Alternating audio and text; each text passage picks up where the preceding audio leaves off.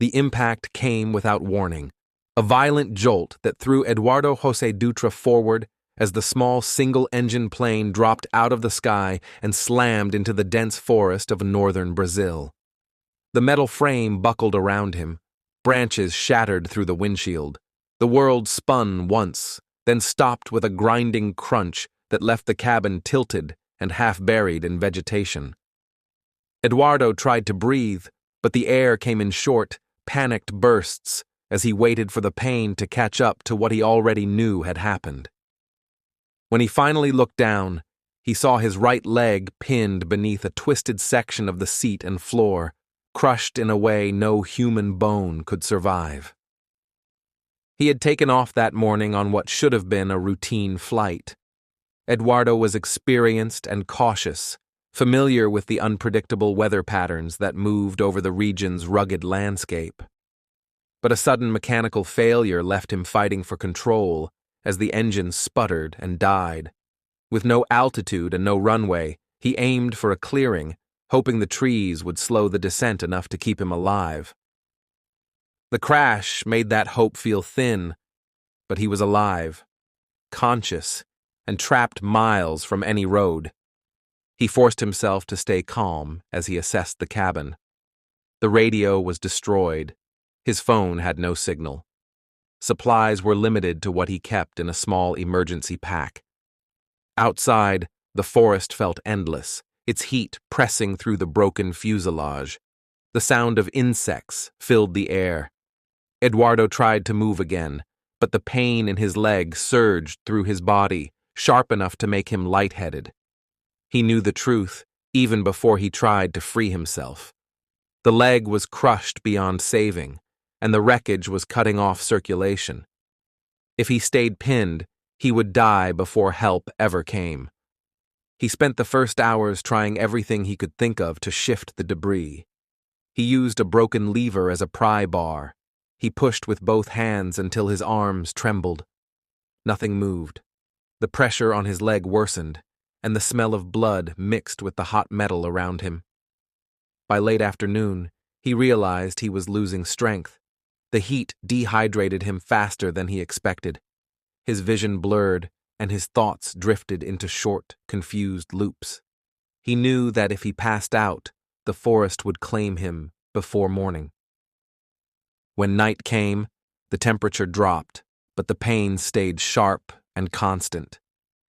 Eduardo fought waves of nausea and fear. He thought of his family, of the people who would expect him home, of the fact that no one knew his exact flight path. He understood that rescue was not coming in time. If he wanted to live, he would have to free himself by doing what no one imagines they could ever do. At sunrise, exhausted and shaking, he made the decision he had avoided for hours. The only way out was to amputate his own leg. He steadied himself by focusing on every step the way he would prepare for a technical repair on an aircraft. He gathered what tools he could salvage: a small knife, shattered metal edges from the panel, and strips of fabric torn from his clothing. He tightened one strip above the crushed section of his leg to slow the bleeding, though the damage already made circulation nearly non-existent. The first cut forced a scream out of him. The pain was instant and overwhelming, but he refused to stop.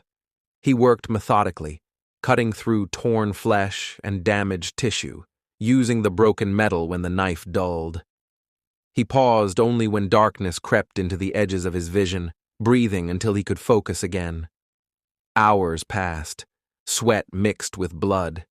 Insects hovered in the humid air, and he swatted them away with trembling hands. He talked aloud to keep himself conscious, repeating his name, the names of the people he loved, anything to anchor himself to the moment. When he reached bone, the full reality of what he was doing settled over him.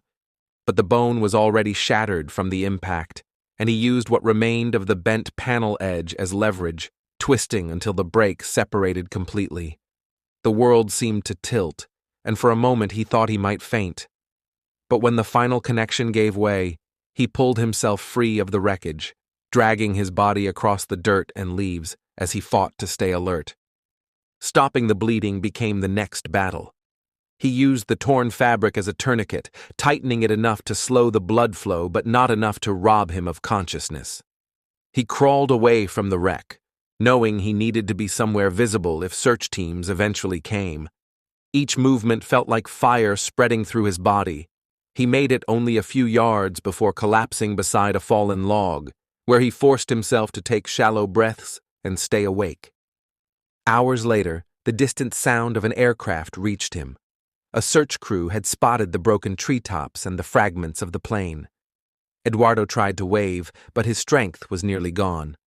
The rescuers found him unconscious but alive, barely clinging to a pulse after everything he had endured. He was airlifted out of the forest and taken to a hospital where surgeons stabilized him. The recovery was long, marked by infections, surgeries, and the physical adjustment of learning to move again. But Eduardo survived because he refused to give up in the hours when no one else knew he needed saving. In the days after the rescue, investigators retraced the flight path to understand how the malfunction had brought the plane down so quickly. The isolated crash site reminded them how narrow Eduardo's margin for survival had been. During his hospital stay, Eduardo faced complications that tested him again.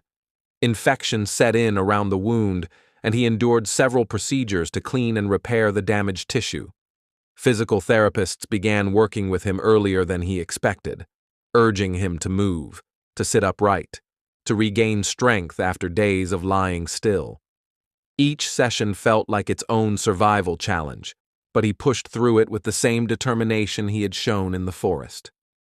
He spoke later about the mental battle that followed the physical one.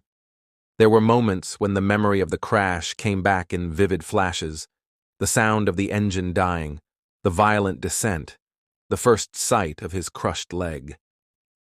As months passed, Eduardo adapted to life with a prosthetic, relearning balance and movement. He returned to the hangar where he had once maintained aircraft, standing on ground that felt familiar but different. Co-workers who had feared the worst embraced him, amazed not only that he had survived, but that he had walked back into the world with the same calm resolve he carried before the crash.